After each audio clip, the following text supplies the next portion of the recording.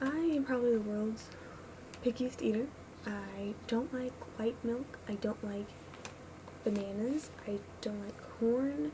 I don't like yellow bell peppers.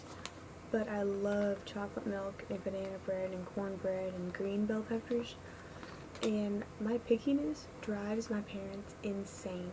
And they were like, growing your own food or buy your own food. So that's what I did.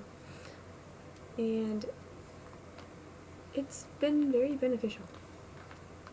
Growing a garden is most definitely trial and error because you gotta figure out the balance between everything, like the weather and the water, and you gotta do a lot of research to make sure that that particular thing grows in whatever season. It's a lot of research, it's a lot of trial and error. Most of the foods, if you grow, they will taste different and they will not necessarily look different, but they will look better than if you were to buy them at the store. And it definitely will help out in the long run because you're not spending that money on the produce at the store when you're growing it. And you can grow it year round if you do it right.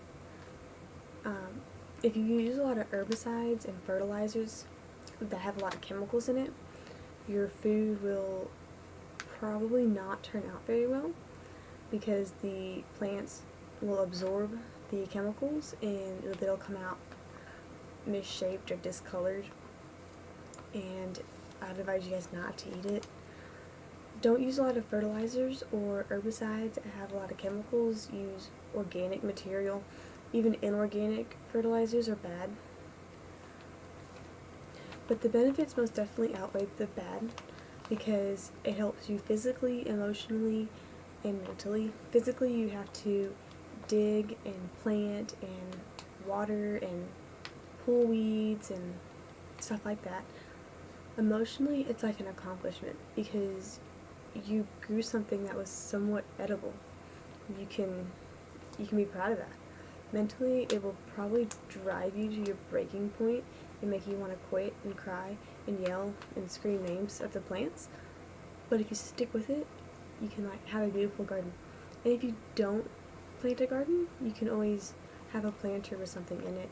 And gardens don't have to be fruits and vegetables. It can be flowers and cactus and peanuts if you're into peanut gardening.